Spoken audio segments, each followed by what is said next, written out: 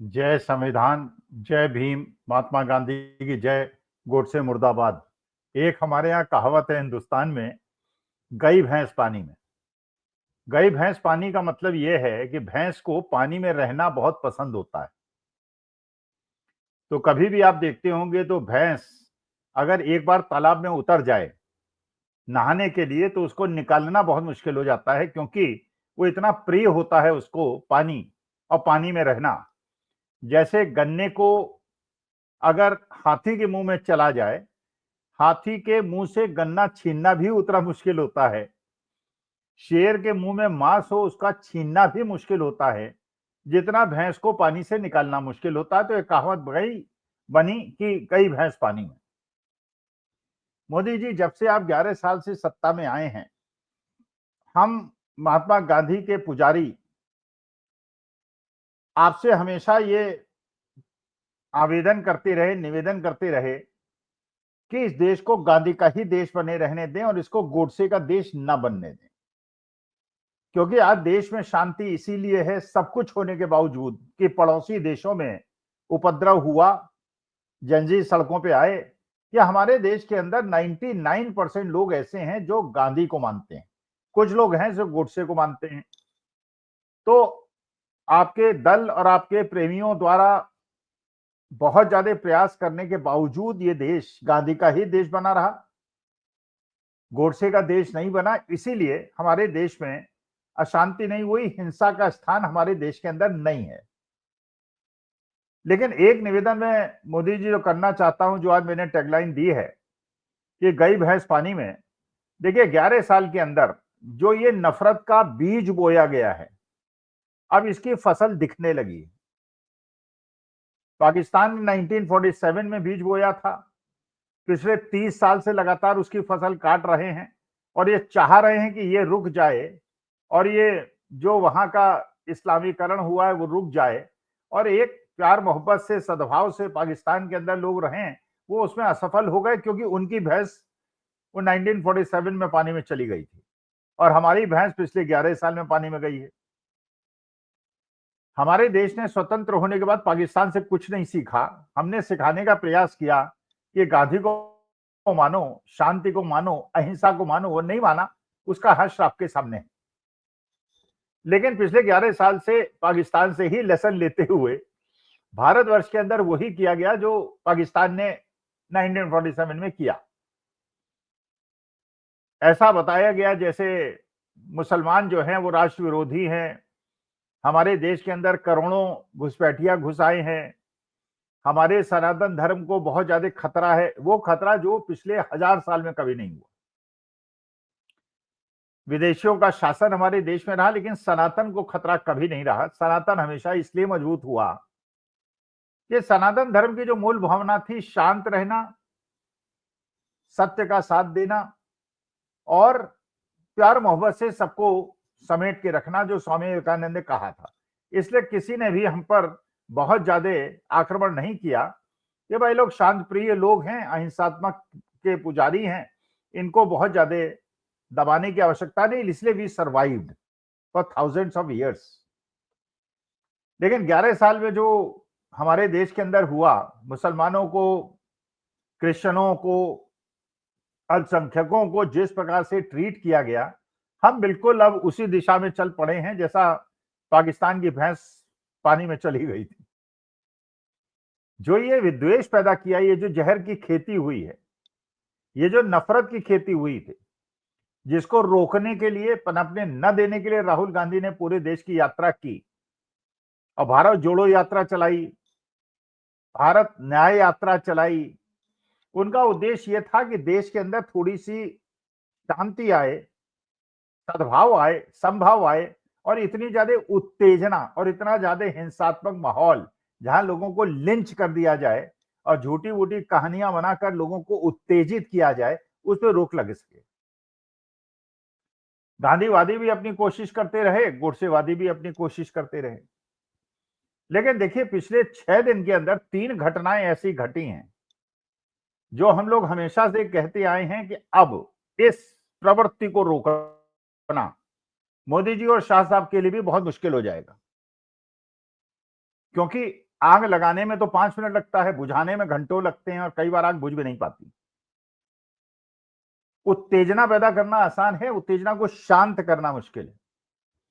एक बार जब मॉब, एक भीड़ अनियंत्रित हो जाती है तो उसको रोक पाना, आग को, पानी को और भीड़ को रोक पाना किसी के बस की बात नहीं होती। जो आपने नेपाल में देखा, श्रीलंका में देखा, बांग्लादेश में देखा, पाकिस्तान में नहीं देखा, क्योंकि हम गांधी के देश थे तो हमारे यहाँ देश में अभी तक आपने नहीं देखा।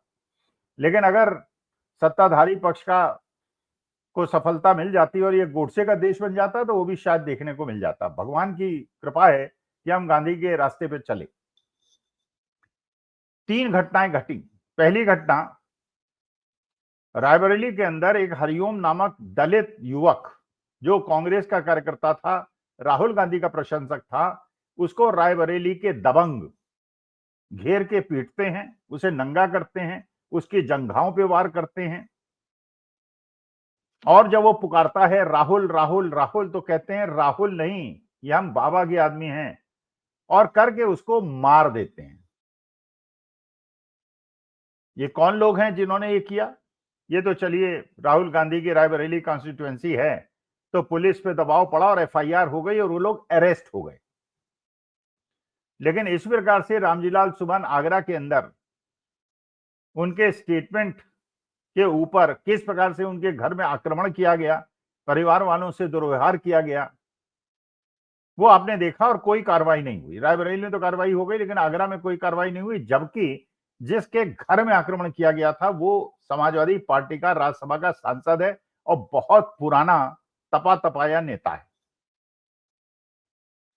देश के अंदर जो मनुवाद फैल रहा है, देश के अंदर जो ये ब्राह्मणवाद फैल रहा है, ये देश के लिए खतरा है, ये देश को तोड़ रहा है। अभी तो चलिए 240 सीटें मिली हैं, अगर 400 सीटें मिल गई होती तो हमें क्या क्या देखना ना पड़ता। भगवान की बड़ी कृपा है कि हमें वो दिन देखने नहीं पड़े। तो पहली घटना तो ये रायबरेली की।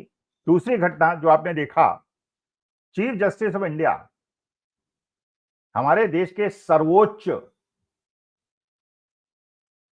न्याय व्यवस्था के सुप्रीम लीडर जो अम्बेडकराइट हैं, बौद्ध धर्म के हैं, लेकिन हमारे लिए माननीय है क्योंकि वो चीफ जस्टिस ऑफ इंडिया हैं। वहां पे राकेश तिवारी नामक एक वकील 71 साल का उनके ऊपर जूता फेंकने का प्रयास करता है और जब निकलता है तो सनातन के अपमान की बात करता है। तो ये जो सनातन का अपमान आपने लोगों के दिमाग में भर दिया है, जिसमें अम्बेडकराइट्स के खिलाफ घृणा भर दी है, पेरियार को मानने वालों के खिलाफ घृणा कर दी है, दलितों के खिलाफ, आदिवासियों के खिलाफ घृणा भर दी है, उसकी वजह से एक मनुवादी व्यक्ति, एक मनुवादी वकील ने चीफ जस्टिस ऑफ इंडिया पे आक्रमण कर दिया। मैं तो चाहता था कि वहां पे उस वकील को से कड़ा दंड मिले, लेकिन चलिए चीफ जस्टिस ऑफ इंडिया साहब हैं, दयावान आदमी हैं, गांधीवादी व्यक्ति हैं, तो उन्होंने कोई एक्शन नहीं लिया। हालांकि वो आदमी अरेस्ट हो गया, तिवारी, और उसको जेल भी भेज दिया गया। इसके बाद तीसरी घटना घटती है कल न्यूज 24 के अंदर, मैंने कल का मतलब 6 तारीख, मैं 7 तारीख को रिकॉर्ड कर रहा हूं। न्यूज 24 के अंदर एक चर्चा होती है। उस चर्चा का विषय है कि क्या 10,000 रुपए जो बिहार के अंदर भारतीय जनता पार्टी दे रही है, इसका फायदा होगा। प्रोफेसर रविकांत